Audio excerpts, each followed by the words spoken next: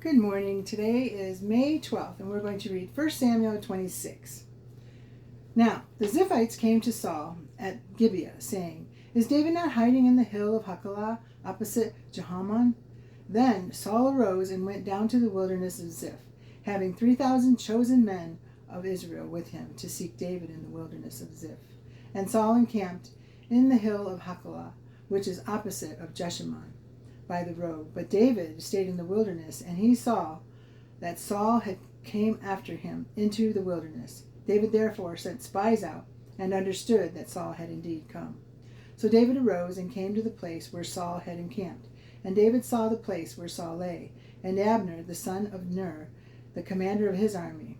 Now Saul lay within the camp, with the people encamped all around him. Then David answered and said to Ahimelech the Hittite, and to Abishai the son of Zeruiah, brother of Joab, saying, "Who will go down with me to Saul in the camp?"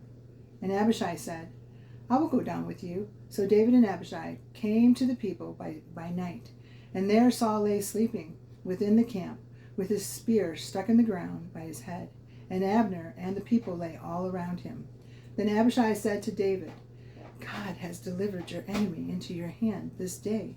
Now therefore, please let me strike him at once with the spear, right to the earth, and I will not have to strike him a second time." But David said to Abishai, "Do not destroy him, for how can I stretch out his hand? For who can stretch out his hand against the Lord's anointed and be guiltless?" David said furthermore, "As the Lord lives, the Lord shall strike him, or his day shall come to die, and he shall go out to battle and perish. The Lord forbid that I should stretch out my hand against the Lord's anointed. But please, now take the spear and the jug of water that are by his head, and let us go." So David took the spear and the jug of water by Saul's head, and they got away, and no man saw or knew it or awoke, for they were all asleep, because a deep sleep from the Lord had fallen on them.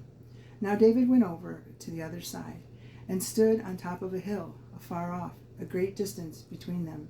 And David called out to the people and to Abner the son of Ner, saying, "Do you not answer, Abner?" Then Abner answered and said, "Who are you calling out to the king?" So David said to Abner, "Are you not a man? And who is like you in Israel? Why then have you not guarded your lord the king? For one of the people came in to destroy your lord the king. This thing that you have done is not good. As the Lord lives, you deserve to die, because you have not guarded your master and the Lord's anointed. And now see where the king's spear is, and the jug of water that was by his head." Then Saul knew David's voice and said, "Is that your voice, my son David?" And David said, "It is my voice, my lord, O king." And he said, "Why does my lord thus pursue his servant? For what have I done, or what evil is in my hand? Now therefore, please, let my lord the king hear the words of his servant.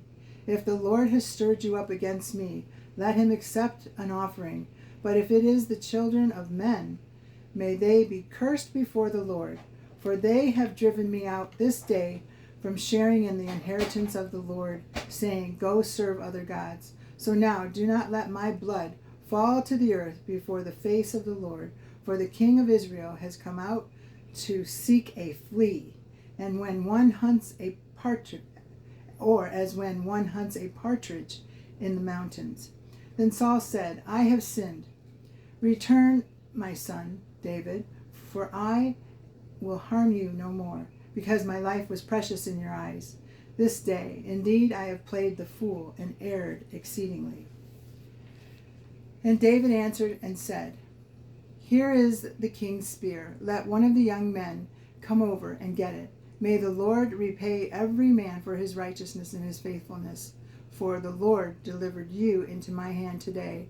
But I would not stretch out my hand against the Lord's anointed. And indeed, as your life was valued much this day in my eyes, so let my life be valued much in the eyes of the Lord, and let him deliver me out of all tribulation."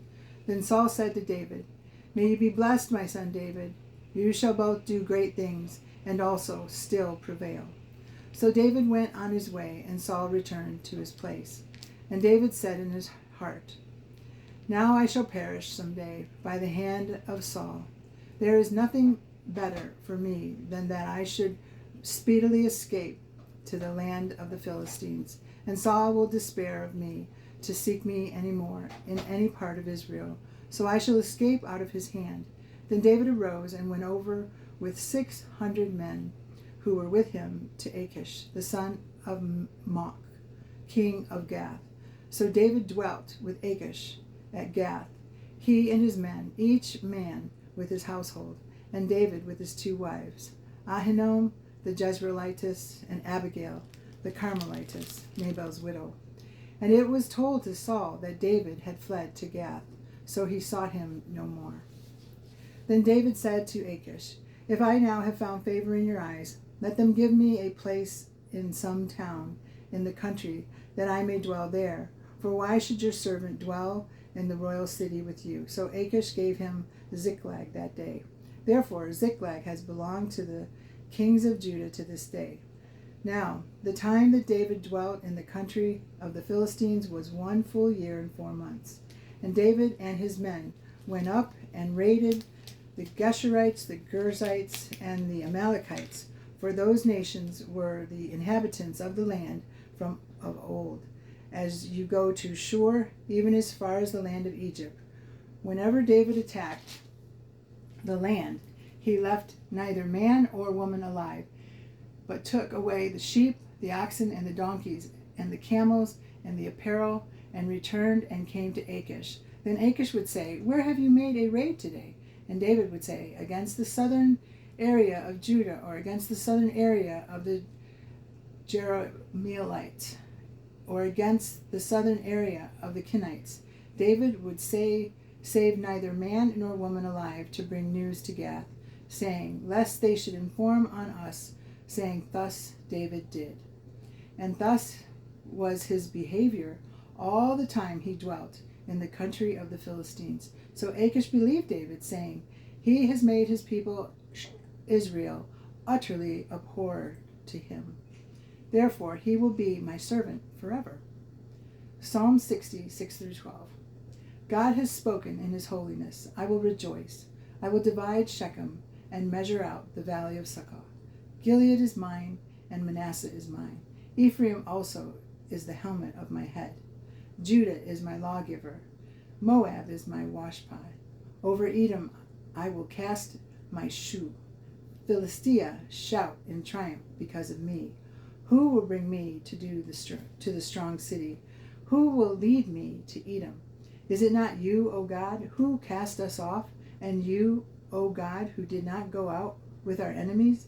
Give us help from trouble, for the help of man is useless. Through God we will do valiantly, for it is he who shall tread down our enemies. Proverbs 16, 4-5. The Lord has made all for himself, yes, even the wicked for the day of doom. Everyone proud in heart is an abomination to the Lord.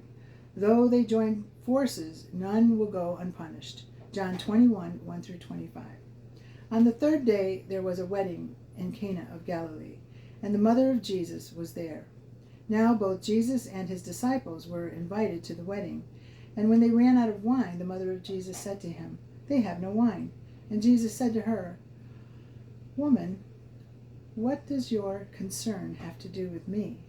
My hour has not yet come. His mother said to the servants, Whatever he says to you, do it. Now there were set there 6 water pots of stone, according to the manner of purification of the Jews, containing 20 or 30 gallons apiece. Jesus said to them, Fill the water pots with water. And they filled them up to the brim. And he said to them, Draw some out now, and take it to the master of the feast. And they took it. And when the master of the feast had tasted the water that was made wine, and did not know where it came from, but the servants who had drawn the water knew, the master of the feast called the bridegroom and said to him, Every man at the beginning sets out the good wine, and when the guests have well drunk, they then set the inferior. You have kept the good wine until now. This beginning of signs Jesus did in Cana of Galilee, manifested his glory, and his disciples believed in him. And after this he went down to Capernaum, to he, his mother, and his brothers, and his disciples. And they did not stay there many days. Now the Passover of the Jews was at hand, and Jesus went up to Jerusalem. And he found in the temple those who sold oxen, sheep, doves, money changers, doing business. And when he had made a whip of cords, he drove them all out of the temple with the sheep and the oxen, and poured out the changers of money, and overturned the tables. And he said to those who sold doves, "Take these things away. Do not make my Father's house a house of merchandise." Then his disciples remembered that it was written, "Zeal for your Father's house has eaten me up. Zeal for your Father's house has eaten me up." So the Jews answered and said to him, "What sign do you show us, since you do these things?" And Jesus answered and said to them, "Destroy this temple, and in 3 days I will raise it up." Then the Jews said, "It has taken 46 years to build this temple, and will you raise it up in 3 days?" But he was speaking of the temple of his body. Therefore, when he had risen from the dead, his disciples remembered that he had said to them, and they believed the scriptures and the word which Jesus had said.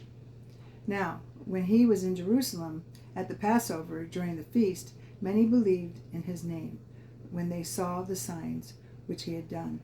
But Jesus did not commit himself to them, because he knew all men, and had no need that anyone should testify of man, for he knew what was in man. So it says here as a note, many believed in his name, but Jesus did not commit himself. John based these two phrases on the same Greek verb, believe. This verse subtly reveals the true nature of belief from a biblical standpoint. Because of what they knew of Jesus from his miraculous signs, many came to believe in him. However, Jesus made it a habit not to wholeheartedly entrust or commit himself to them, because he knew their hearts. Verse 24 indicates that Jesus looked for genuine conversions rather than enthusiasm for a spectacle. The latter verse also leaves a subtle doubt as to the genuineness of the conversion of some.